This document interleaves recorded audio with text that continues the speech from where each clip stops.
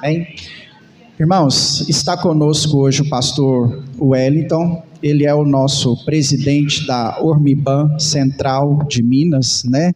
A convenção ela é dividida em lideranças. Nós temos a liderança da CBN, da convenção, que são as igrejas, e temos a liderança dos pastores, que é a Ormiban, Ordem de Ministros Batista Nacional, né? E hoje o pastor foi eleito no mês de abril para o segundo mandato, para o segundo biênio, não é isso, pastor? Isso, e três anos, triênio, né? Para o segundo triênio, é o nosso presidente, né? Eu, às vezes, chamo alguém da convenção para estar aqui no aniversário. Há alguns anos atrás, pastor Salmão, né? Que é o regional, que na época era o regional, esteve com a gente. E no nosso segundo ano de aniversário, o Helder, que ainda era em missões, pastor Helder esteve com a gente. Hoje eu tenho a alegria aí de poder contar com o pastor Wellington com a gente aqui hoje, em nome de Jesus. Está com ele a sua esposa, Vanessa, que é aí uma conhecida de longa data, né? No meu período de seminário, eu fiz seminário de 2002 a 2005, no Sebenge. E quando veio as primeiras dificuldades do seminário, eu fui trabalhar no seminário. Eu trabalhei no Sebenge, lavando banheiro. Meu primeiro serviço no Sebenge foi lavando banheiro lá, né?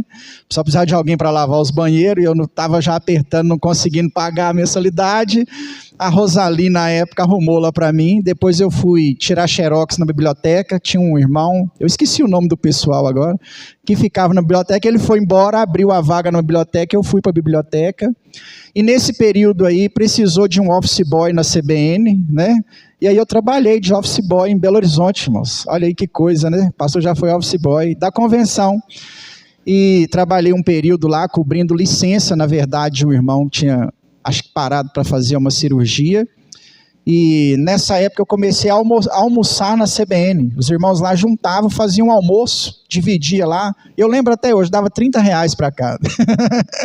E a gente fazia esse almoço lá. Mesmo depois que eu saí da CBN para trabalhar fora, eu continuei almoçando com os irmãos lá até quase no final do seminário, né? Mesmo trabalhava lá na Praça 7 mesmo ali, na Copiadora Universal, e continuei almoçando na CBN, que era ali pertinho.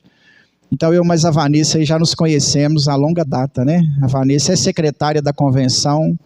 Eu não vou falar os anos não, para não entregar a sua idade, né? Mas é muito tempo já. Pastor, eu quero deixar o resto da apresentação com o senhor mesmo. Pode vir cá, está com a oportunidade, em nome de Jesus. Se faltou alguma informação, o senhor complemente, se apresente para a gente, em nome de Jesus.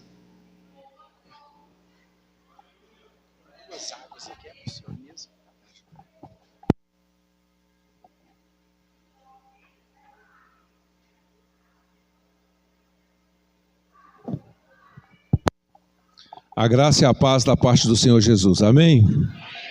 Eu estou muito feliz. Eu dei uma interrompida aqui para tirar o relógio, porque eu falei assim, a igreja está tão novinha que eles esqueceram de comprar um relógio e colocar ali no centro da igreja para o pregador controlar o horário, né? E eu já perguntei o pastor Tiago que horas que normalmente termina o culto, ele já me falou, e falou que a igreja está em festa, então para mim ficar à vontade.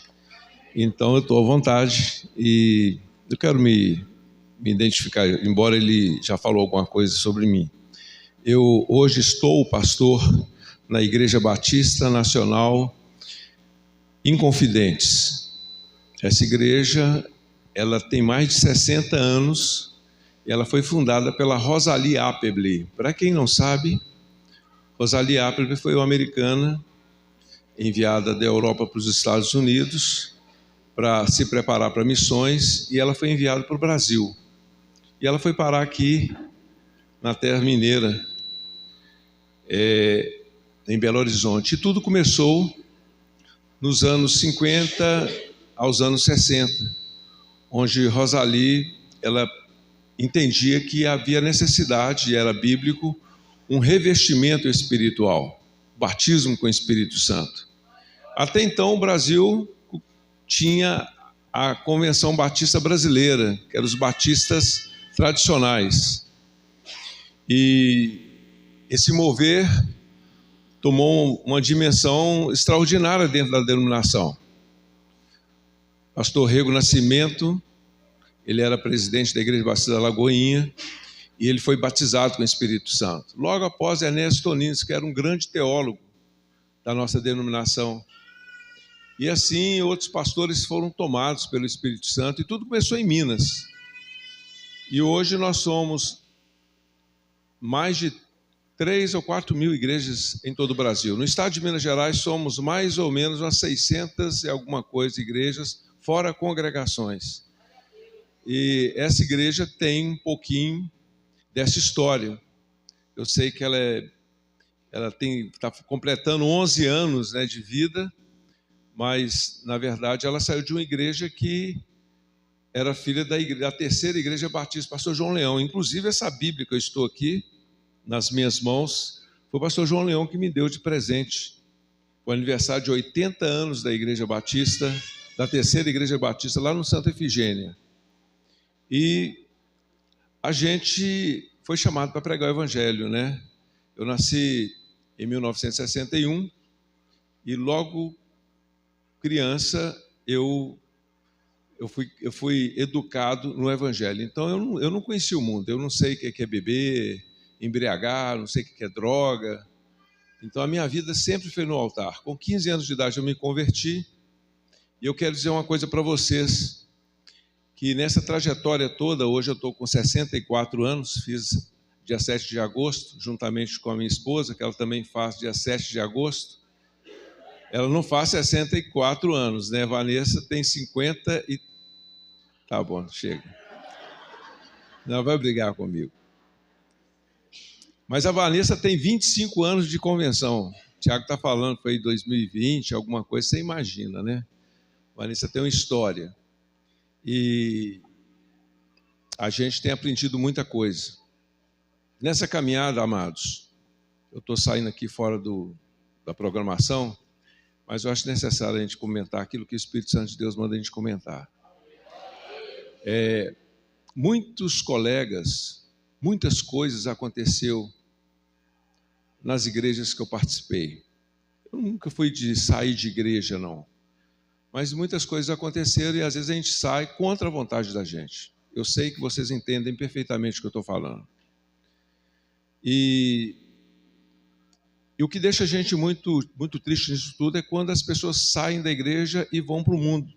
Às vezes saem da igreja para uma outra igreja, seja até de uma outra denominação, pelo menos estão nos caminhos do Senhor, isso nos dá um conforto. A gente queria estar juntos na mesma denominação, mas eu quero dizer para vocês o seguinte: de tudo que você pensar nessa vida aí, em termos de escândalo dentro de igreja, eu já passei.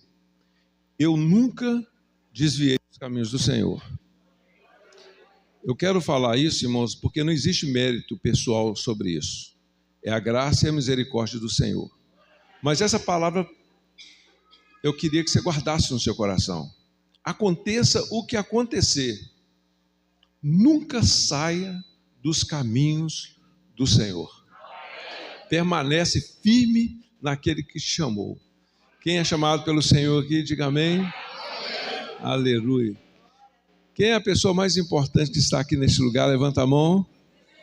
Oh, glória a Deus. Tá? Alguns ficaram tímidos de falar. Olha para o irmão que está do seu lado e fala assim para ele: irmão, depois de você, eu sou a pessoa mais importante nesse lugar. Todos somos importantes, não é verdade? Existe outra brincadeira que eu faço muito, que os irmãos dão muita gargalhada, né? Eu peço os irmãos para olhar para o outro e falar assim: irmão, então fala assim, irmão. Mas olha nos olhos do irmão, fala assim: irmão, você é feio, mas eu te amo assim mesmo. Ê, desabafo, hein?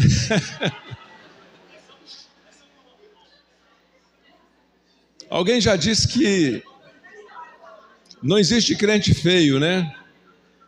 Só existe crente bonito. Mas, pelo incrível que pareça, irmãos, isso não faz toda a diferença. O que faz a diferença é o que nós somos no Senhor. Não é verdade? E eu estou pastor lá e tive 3 anos de mandato na na nossa Ormiban. Teve eleição agora recente, nós fomos eleitos para mais 3 anos.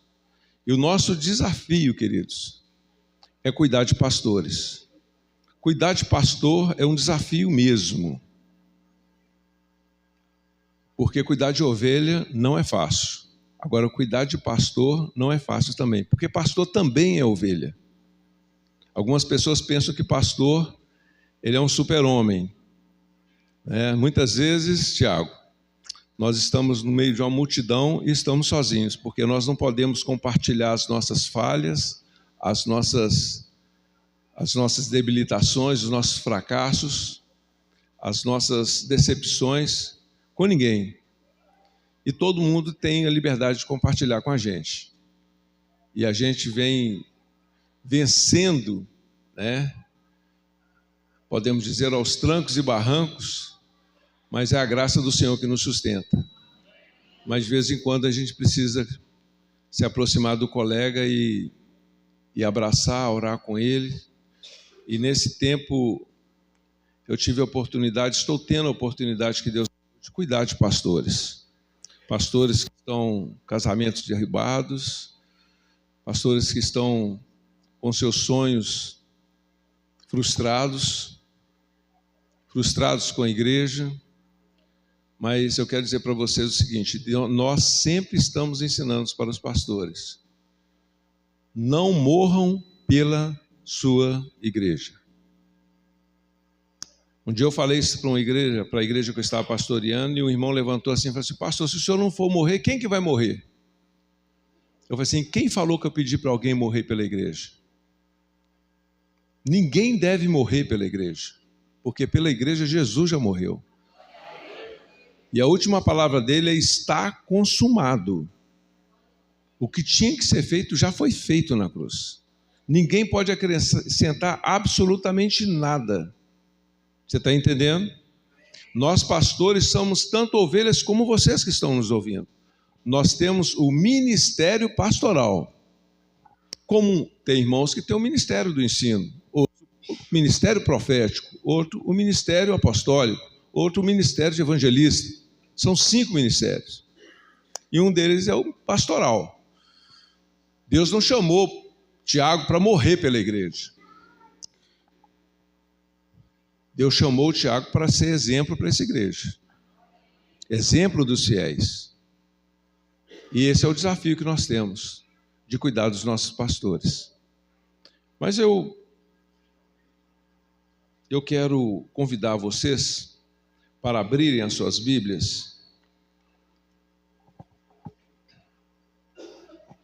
em 2 Reis, capítulo 4, versículo 38. Está no Velho Testamento, facinho de você achar.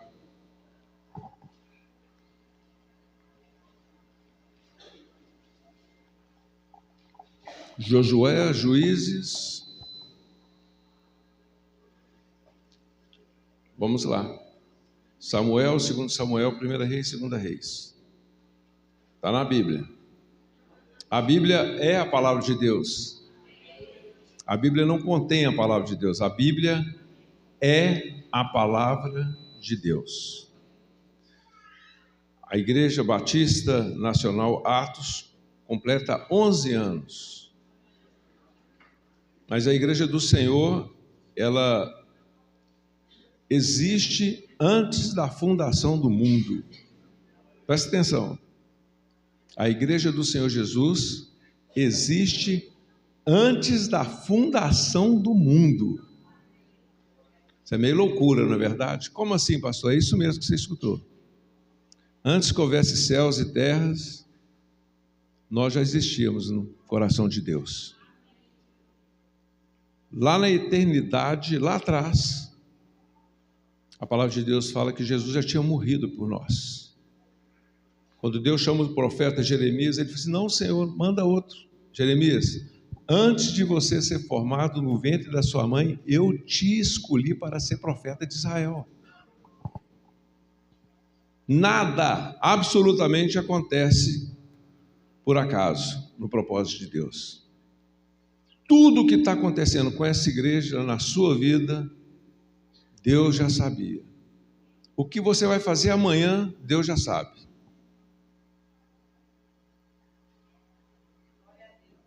"11 anos. Louvado seja o nome do Senhor. Vocês estão de parabéns pelo pastor que vocês têm. Pastor Tiago é um servo de Deus, fiel à denominação, perseverante naquilo que Deus chamou. E você, pastor Tiago, está de parabéns com essa igreja linda e maravilhosa que está reunida aqui neste lugar. Aqui é um pouquinho do muito de Deus espalhado pela face da terra. Nesse horário, nesse momento, com certeza, existem muitas pessoas reunidas em várias igrejas. E a igreja é o hospital de Deus, né? A igreja é o lugar em que Deus trata com a gente. E às vezes nós queremos fugir do tratamento de Deus. Não tem como. Se Deus está tratando, a gente tem que deixar Deus tratar. 2 Reis, capítulo 4, versículo 28, diz assim: Voltou Eliseu para Gilgal. Havia fome naquela terra, e estando os discípulos dos profetas assentados diante dele, disse ao seu moço: Estando os discípulos dos profetas assentados diante dele, disse: Põe a panela grande ao lume e faz um cozido para os discípulos dos profetas. Então saiu um ao campo a apanhar ervas e achou uma trepadeira silvestre e, colhendo dela, encheu a sua capa de colossíntidas. Voltou e cortou-as em pedaços, pondo-as na panela, visto que não as conheciam. Observa bem, ele não as conheciam. Depois deram de comer aos homens, enquanto comiam do cozido, exclamaram: Morte na panela, homem de Deus! E não podiam comer. Porém, ele disse: Trazei farinha. Ele a deitou na panela e disse: Tira de comer para o povo. E já não havia mal nenhum na panela. Feche os seus olhos. Senhor nosso Deus, é no nome de Jesus que nós estamos aqui. Nós estamos aqui comemorando 11 anos dessa igreja. Mas existem pessoas aqui, Senhor, que têm tantos anos que conhecem o Senhor. Outras se converteram nesse período. E nós estamos aqui precisando ouvir a Tua voz. Eu quero te pedir a Tua misericórdia, a Tua graça sobre a minha vida, para que eu possa, Senhor, falar aquilo que o Senhor colocou no meu coração para falar para esse povo que está reunido neste lugar. E que eles possam entender, não apenas com a mente, mas que essa palavra possa descer nos seus corações e fazer aquilo que o Senhor quer fazer para melhorar as nossas vidas, para santificar as nossas vidas. Nós te pedimos a tua bênção, no nome santo de Jesus, e todos digam amém. Amém. Queridos, amados irmãos, às vezes, no ato básico, nós acabamos nos prejudicando. E na intenção de resolver coisas essenciais e que são intransferíveis, inadiáveis e que são básicas, na intenção de atender essas demandas que são mais radicais da vida, nós acabamos fazendo coisas que não devemos. Acabamos fazendo coisas que não devemos. O que encontramos aqui nesse texto é um grupo de pessoas fazendo algo que todos nós normalmente fazemos todos os dias. Alguns fazem 2 vezes no dia, outros fazem 3 vezes, alguns mais glutões, digamos assim, fazem 5, 6, enfim, todos nós, todo dia comemos, todos nós temos necessidade de nos alimentar. Existe uma frase que diz assim: alguns comem para viver e alguns vivem para comer. Vou repetir.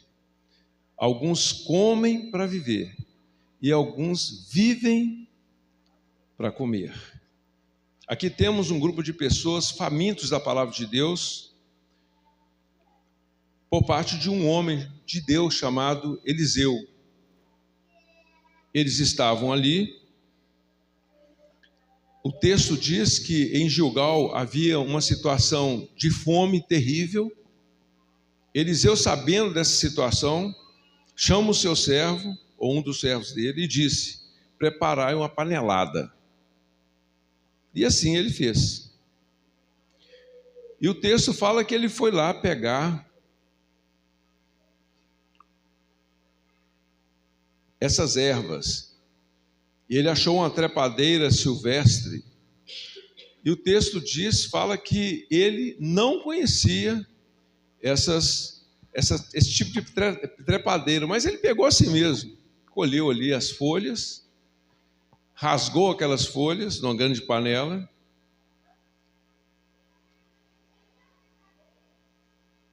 e fez aquela comida gostosa. Assentou-se ali os discípulos e eles começaram a comer. Assim um texto diz que acabamos de ler. E eles comendo, de repente alguém ou algumas pessoas gritam: morte na panela! Para de mastigar. Eu não estava lá na hora, o texto não diz, mas provavelmente alguns cuspiram no chão, ou na própria prato que estava comendo, no tacho. E eles procuravam o profeta do Senhor, Eliseu, e contaram o que estava acontecendo. O profeta simplesmente pega a farinha, joga naquele panelão, mexe a farinha com aquela tigela de folhas, e o milagre acontece. Aquele veneno, aquele mal que estava na panela, simplesmente desaparece. Agora preste atenção no que eu vou falar com você. O que isso tem a ver com nós aqui? Talvez você esteja pensando assim: tem nada a ver. Mas há muita gente sendo envenenada, se envenenando enquanto tenta satisfazer algumas necessidades básicas e emergenciais da sua vida e da sua alma. Essa é uma realidade. Eu acredito que todos que estão aqui foram parar neste lugar, ou já passaram por alguns lugares que pregam o Evangelho, exatamente pela essa necessidade básica e emergencial da alma e da própria vida. Da mesma forma, naquele lugar que havia homens tentando satisfazer as suas necessidades da vida, hoje também existem muitas pessoas tentando satisfazer as suas necessidades da sua alma. Jesus, ele simplesmente falou assim: eu sou o pão da vida, eu sou a água da vida. Só que nessa busca acabamos encontrando pessoas se envenenando, não é verdade? Todos querendo beber dessa água, todos querendo comer desse pão, acaba muitas vezes caindo numa cilada, caindo num equívoco da vida e acaba comendo veneno. Coisas venenosas. Nós estamos vivendo um tempo em que o Evangelho está se expandindo de uma forma assustadora, não é verdade? Existe até uma torcida para que o Brasil se torne um país totalmente evangélico. E as pessoas ficam fazendo as suas pesquisas para poder dizer que o Brasil já tem tantos por cento de pessoas evangélicas. Eu sou do tempo em que o evangelho era uma vergonha para a sociedade. Os crentes andavam com a Bíblia na rua e era discriminado pela sociedade. Porque crente era sinônimo de ser pobre, miserável. Mas o tempo foi passando e as coisas foram mudando. E acabou que nós vivemos um tempo em que o evangelho virou moda, virou uma coisa boa socialmente falando. Então muitas pessoas se tornam evangélicos por conveniência. Não é porque aceitou Jesus, porque quer ver sua vida transformada, não. É simplesmente por questão de conveniência mesmo. Não é verdade?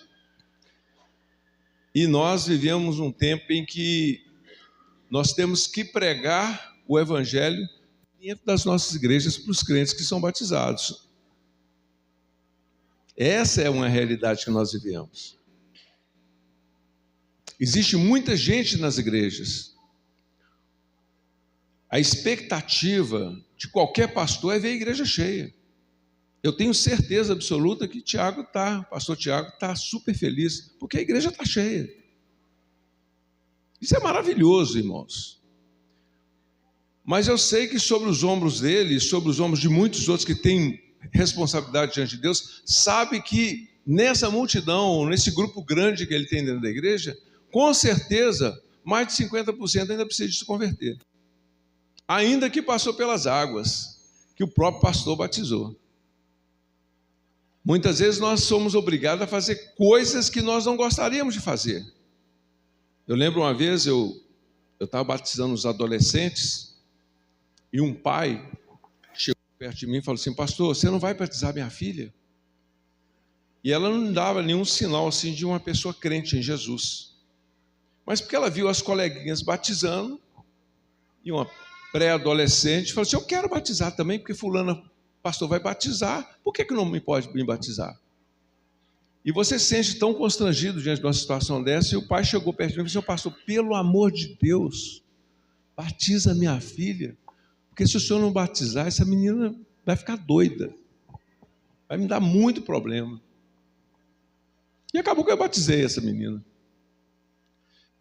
E ela não era crente em Jesus, ela não dava um sinal, mas ela estava ali na igreja, ia com o pai na igreja, mas sempre estava dando um problema na igreja. Isso é um problema sério para pastor, não é verdade? Às vezes você tem que manter pessoas no altar, sendo que você entende que ela não deveria estar no altar. Eu costumo dizer o seguinte: olha, não convida as pessoas para estarem no altar de qualquer maneira, porque depois que você convida, como é que você pede para sair? Eu não sei quantos já passaram por isso aqui, né? Tem um grupo do louvor, convida um irmão para o louvor, convida outro para o louvor, aí no processo percebe que fulano ou ciclano não deveria estar no grupo de louvor, porque talvez é desafinado, porque talvez não dá testemunho, e para tirar ela do grupo de louvor, para arrancar ali aquela pessoa, você não tira só a pessoa, se você tira o esposo, você tira os filhos, se você tira o filho, você tira os pais, e fica uma situação quase que insustentável. E por que nós não podemos usar essa exclamação desses homens, né? Morte na panela! Morte na panela.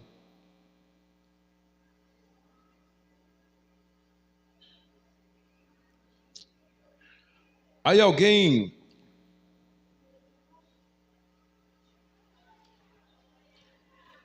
está com uma situação muito difícil, morre um pai, morre uma mãe, uma irmã, uma necessidade de um consolo muito grande. Chega uma pessoa e fala assim para você: olha, eu conheço um lugar em que se reúne numa mesa branca e lá você consegue falar com seu pai, e lá você consegue falar com a sua mãe, E lá você consegue falar com seu filho. Lá você consegue falar com aquele amigo. E você, naquele desejo, você acaba entrando no processo. Não é verdade? E muitas vezes, depois que você se torna escravo para o resto da vida por aquela situação. Eu estou falando isso, amados irmãos, porque bem jovem eu morava num bairro em Belo Horizonte que chama Sagrada Família. E era interessante, na rua Cônego Floriano, essa casa que nós morávamos. Era uma casa de aluguel, mas era uma situação. Eu morava no terreno onde, do lado de cima do terreno, tinha uma igreja evangélica, a Igreja Batista Betel. Ela existe até hoje lá. E do lado esquerdo, havia um centro de macumba, centro espírita. Mas era um negócio assim grande. Eles criavam pombo, criavam cabrito, criavam porco. Eu, como era criança, aquilo para mim era uma diversão. E eu sempre gostei de animais. Então eu ficava no meio daquele pessoal, né? Eu participava eu ficava nas reuniões lá, observando como é que acontecia. As pessoas sentavam, aí apareciam aquelas mulheres de branco, elas rodavam. E uma vez no ano tinha a festa de menino de Angola. Não sei quantos aqui já ouviu falar sobre isso. As mulheres, elas pegavam um espírito e elas se tornavam crianças. Elas regrediam. E as crianças que estavam ali, inclusive eu, por curioso, eu era muito levado, era claro que fazia estudo escondido da minha mãe e do meu pai. E eu ficava no meio daquelas mulheres. E lá ela dava Coca-Cola pra gente, biscoito, balinha. E aquele negócio, ficava igual criança, chorava igual criança. Eu lembro disso como fosse ontem. E observando tudo o que aconteceu nesse tempo, e depois que eu saí daquele lugar, eu me converti ao Evangelho, e engano de muitas pessoas que quem frequenta esses lugares de centro espírita só é pessoas pobres. É engano nosso, irmãos. A elite da sociedade procura, por causa dessa necessidade, por causa desse apetite, dessa necessidade da vida, de satisfazer uma expectativa da sua vida. É um casamento que se perdeu. Muitas vezes é um que está querendo tirar o marido de uma mulher, ou está querendo matar fulano. Ali no centro espírita, a pessoa é tomada por um demônio, ou por um espírito, como você queira expressar e entender. E ali a pessoa fala assim: olha, você tem que comprar tantas velas, comprar uma galinha, fazer uma oferta, e a pessoa acaba fazendo aquilo, vai para um centro de macumba, vai com alguém que tem habilidade para isso, mas vai lá, acha um sapo, acha um animal, coloca o nome da pessoa num pedacinho de papel, coloca dentro da boca do sapo e costura, e joga ali naquele despacho, e as coisas acontecem. Morte na panela. Às vezes é uma cura do corpo e acaba sendo escravo da alma. Você é enganado. Morte na panela.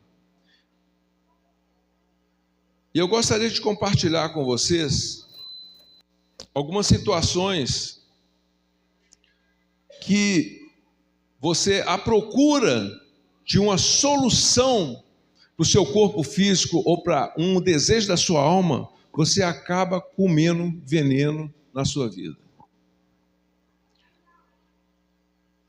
Muitas vezes nós queremos uma cura, descobrimos um tumor maligno, uma doença incurável, e alguém te chama para ir para um desses despachos aí, onde as pessoas oram, te benzem e você é curado. E você vai acreditando naquilo de todo o coração, não é verdade? Às vezes é uma cura do corpo e acaba sendo escravo do alma. E E quando existem os apelos à prosperidade, você vem e você vai ficar rico. Isso, irmãos, acaba sendo uma migração das coisas do mundo afro-africano, religioso, migrando para dentro das nossas igrejas. Quantas igrejas hoje apelam para essas coisas, não é verdade?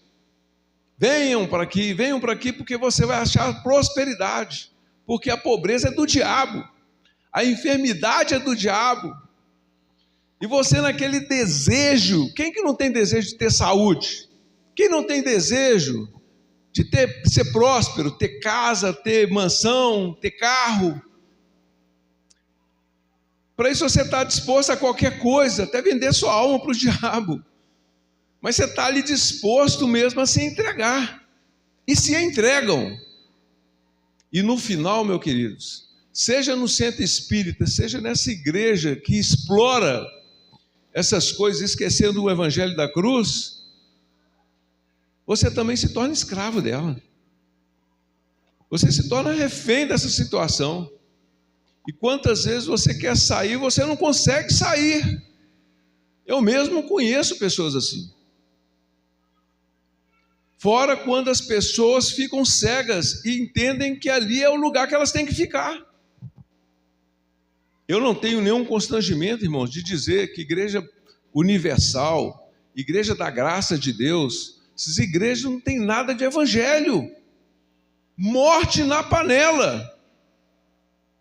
É exploração das pessoas. Nós não mercadejamos o evangelho, irmãos. Nós temos que pregar o evangelho, é o evangelho da cruz.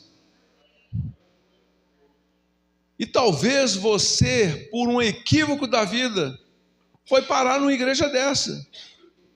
Ou talvez pensando que a sua solução, que a solução dos seus problemas emocionais e materiais seriam resolvidos nessa igreja. E hoje você foi parar nessa igreja. Há muito tempo você está nessa igreja, nessa expectativa de que você vai ser feliz para sempre. E muitas vezes você entra em conflito, perguntando para Deus, por que Deus isso acontece comigo? Porque falaram para você que se você entrar para aqui e aceitar Jesus, todos os seus problemas serão resolvidos. Te falaram que se você chegar aqui e entregar 1.000, Deus vai te dar 10.000, porque Deus não fica devendo nada para ninguém. E você vai e entrega mesmo. E quando você percebe que isso não acontece, você pergunta para Deus, fica revoltado com Deus e consigo mesmo. Morte na panela. E talvez você está me escutando e você já viu pessoas passando por isso, e talvez você já passou por isso. E agora sobe no altar, no 11º aniversário da igreja, um pastor para falar para você que isso é uma realidade. E que talvez você foi enganado. Morte na panela. Mas eu gostaria de te dar uma boa notícia. Porque alguém gritou morte na panela. Alguém exclamou de uma forma bem clara, morte na panela. Mas se você já comeu desse veneno, dessa folha envenenada, o que você pode fazer? Só existe uma solução. O profeta, o homem de Deus, sabia qual era a solução. O texto diz que esse homem, ele só disse assim, trazei farinha. E ele deitou na panela e disse, tire de comer para o povo, e já não havia mal nenhum na panela. Qual que é a solução do seu problema se você um dia comeu desse mal, achando que você vai ser crente e nunca mais você vai ter problema? Coloca farinha na panela. A farinha, ela tem um poder de sucção. Provavelmente, tecnicamente falando, tirando a questão milagrosa do texto, Faz sentido entendermos isso. E nós sabemos que a farinha, ela é confeccionada, a farinha não, o pão é confeccionado com o grão do trigo, não é verdade? E Jesus, ele, certa ocasião, no Evangelho de João, ele fala assim: se o grão de trigo caindo na terra não morrer, fica ele só. Mas se ele cair e morrer, ele vai dar muita vida, e vida em abundância. Vocês estão entendendo, amados? Você coloca farinha na panela, e essa farinha tem que ser Jesus Cristo. E Jesus está aqui no nosso meio. E não existe farinha mais apropriada, mais eficaz do que essa aqui, que é a palavra de Deus. Você tem que ser um crente que não apenas conhece essa farinha de ouvir falar, mas você tem que ver essa farinha. E como é que você vai ver essa farinha? É lendo a Bíblia. Se falou aqui de escola bíblica dominical. É muito importante nós estarmos aprendendo a palavra de Deus. Mas é necessário que você, momentos em casa, leia as Escrituras. É bom nós orarmos juntos, mas há necessidade também de você orar sozinho, desenvolver a sua fé sozinho, a sua intimidade com Deus sozinho. Há momentos na vida que você tem que se fechar dentro do quarto e ali é só você e Deus. E eu tenho uma coisa boa para te contar. Nem sempre são aqueles momentos que você entende que Deus está te visitando, que você está chorando, que você está arrepiado, e que você tem aquela convicção: Deus hoje me visitou, e muitas vezes visita mesmo, mas nem sempre é essa hora que Deus está te dando a resposta. Quantas e quantas vezes você está sozinho dentro de casa, e seu coração está de tal maneira que você não consegue chorar na presença de Deus. Você está tão cético que você não sente a presença de Deus, mas você conversa com Deus e coloca diante de Deus a sua necessidade. Eu quero dar uma boa notícia para você. A maioria das vezes, ou muitas vezes, é nesse momento mais que Deus fala ao seu coração e te responde o seu clamor. Deus responde quando você está chorando, quando você está se emocionando, quando você está sentindo a presença dele. Mas Deus também te responde quando você não está sentindo. Porque Deus, ele não está limitado àquilo que você sente, mas ele está limitado àquilo que ele promete na sua palavra. Então coloca farinha na panela. Coloca farinha na panela. Certa ocasião, Jesus falando com Nicodemos, no capítulo 3 do Evangelho de João, e se você tiver com as suas escrituras aí, você pode abrir. Pode ter certeza que eu não vou falar de nascer de novo, mas Jesus, conversando com Jesus sobre isso, ele diz assim para Nicodemos: Nicodemos,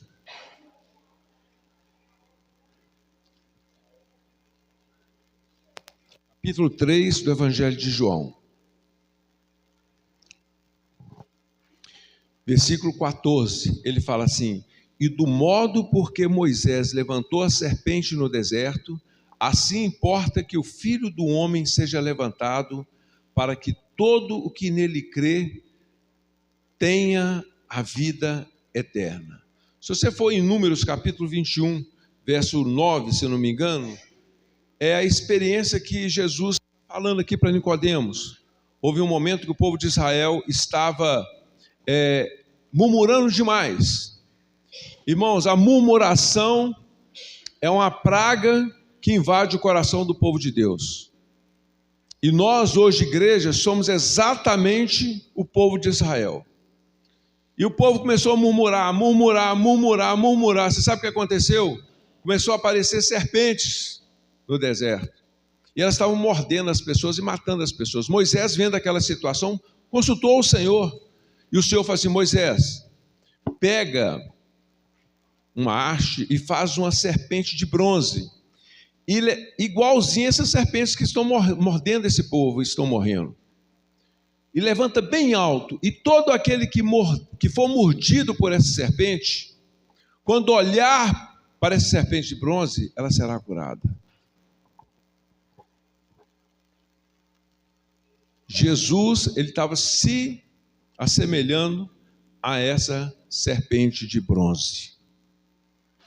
Nós todos os dias somos mordidos no deserto, porque nós sempre estamos murmurando. Se está bom, você murmura. Se está ruim, você murmura. De qualquer jeito, você murmura. Para de murmurar. Homens e mulheres, para de reclamar da mulher que você tem, do marido que você tem, do filho que você tem, do pai que você tem. Você já percebeu que sempre o do outro é melhor? Já perceberam, irmãos? Mulher aquela ali, ó. É essa mulher da minha casa, todo dia está me perturbando. Pai bom é o pai do meu colega, que dá tudo para ele. É ou não é? Eu quero dizer uma coisa para você. Muitas vezes, na necessidade da vida, de nós satisfazermos os desejos da nossa alma, realmente nós acabamos comendo ervas venenosas. Eu vou falar porque ele já morreu e ele é uma pessoa muito íntima minha, que é o meu irmão. Ele morreu com 57 anos de idade. O problema dele é glicose, é outra história a morte dele. Mas o Sandro, ele foi casado com 3 mulheres. Casou com a primeira, não deu certo, casou com a segunda. Não deu certo, casou com a terceira. E às vésperas, alguns meses, ou talvez ano, que eu estava com o Sandro, ele falou assim comigo: ô Hélito, se eu soubesse, eu não tinha separado da primeira, porque é tudo igual.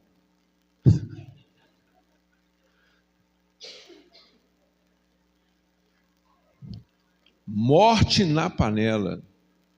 Você está trocando a sua mulher por uma outra mulher? Morte na panela. Você está trocando o seu marido por um outro homem? Morte na panela. Abra o seu olho, coloca farinha nessa panela, antes que você não faça uma besteira e nunca mais você consegue voltar ao que era antes. Eu conheço um casal que a mulher separou do seu marido, porque não é por nada, ela simplesmente diz: eu não quero você mais, eu não estou feliz com você. É mais ou menos semelhante, eu vou falar o nome aqui porque é notório de todos. O Kaká, irmão em Cristo, jogador de futebol. A mulher falou assim: eu não quero ele porque ele é certinho demais. Esse homem não tem defeito, ele é crente demais. Eu não sei como é que ela está hoje, mas eu tenho certeza que deve ter arrependido amargamente. Até mesmo porque o homem é bonito e rico. Fazer o quê, né? E muitas vezes nós nos enganamos. Ainda bem que Vanessa nunca separou de mim. Vontade ela já teve. 35 anos que Vanessa me suporta. E tem 30 anos que eu suporto Vanessa. Você sabe por quê? Porque nós nos amamos. E quando você ama, você aprende. A primeira coisa que você aprende na trajetória do casamento é perdoar, é relevar. E muitas vezes é melhor você ficar calado do que você ficar falando. Eu vou usar o termo de um amigo meu que eu achava muito engraçado.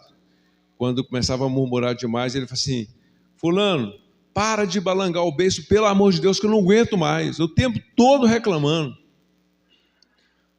Homem reclamão, irmãos, quem suporta? Mulher reclamando o tempo todo, quem suporta? Qualquer coisinha está ruim, se você mexe de um jeito está ruim, se você faz do outro jeito está ruim. O que você quer que eu faça? Para de murmurar, porque a murmuração é como se você colocasse erva desconhecida na panela e comesse dela. E só existe uma forma de você trazer a saúde ou eliminar o veneno dessa panela, é colocando farinha. Coloca Jesus na sua vida, coloca os conselhos da palavra de Deus, que vale a pena. E talvez alguém aqui esteja assim: pastor, o senhor está falando é muito bonito, muito interessante, mas eu não estou aguentando mais. Eu vou deixar o evangelho, eu vou deixar a igreja, eu vou deixar a minha família. Deixa eu falar, irmãos, se você deixar, para onde é que você vai? Se só Jesus tem palavra de vida eterna. Para onde é que se vai se só a sua esposa, o seu marido, os seus filhos, os seus pais vai te entender? Para de ser bobo, para de ser boba, para de se iludir. Agora eu falei para aqueles que comeram dessa panela ou dessas folhas, mas eu gostaria de falar para você que ainda não comeu, mas você corre um risco muito grande de comer. Talvez você nunca se parou, mas está pensando, às vezes quando vem na sua cabeça, fazer uma besteira, sair de casa, e etc, etc. Deixa eu falar uma coisa para você. A meia-noite está chegando, meu querido. Jesus está voltando. Vale a pena segurar a onda. Fica firme no propósito, não saia. Não saia. Faça como Jacó: Senhor, eu não te deixarei enquanto o Senhor não me abençoar. Eu morro mancando, mas eu não largo o osso. Fica firme com ela, fica firme com ele, fica firme com seus pais, fica firme com a sua família, fica firme com aquilo que Deus colocou no seu caminho. Que Deus abençoe essa igreja maravilhosa, Igreja Batista Nacional de Atos, em nome de Jesus. As palmas é para o Senhor.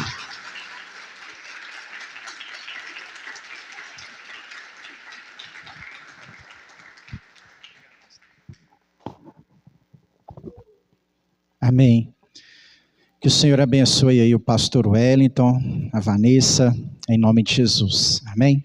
Enquanto o pessoal do louvor vai se preparando aqui para a gente cantar uma canção que é hino da nossa convenção, né? E que costumeiramente durante os 11 anos que nós celebramos aqui nessa igreja, nós cantamos essa canção, né? E às vezes eu até falo com o pessoal que a gente não deveria cantar só no aniversário, deveria cantar em outras oportunidades também. E fica aí essa palavra aí nesse 11º aniversário ao nosso coração, amém? Cuidado com a morte que há na panela, amém? Cuidado com o que você está se alimentando, né? Cuidado com aquilo que pode estar te matando. E se você está nessa situação igual foi ministrado aqui hoje, ainda há tempo de você colocar Jesus, colocar farinha nessa panela, amém? Se coloque de pé, meu irmão. Aleluia.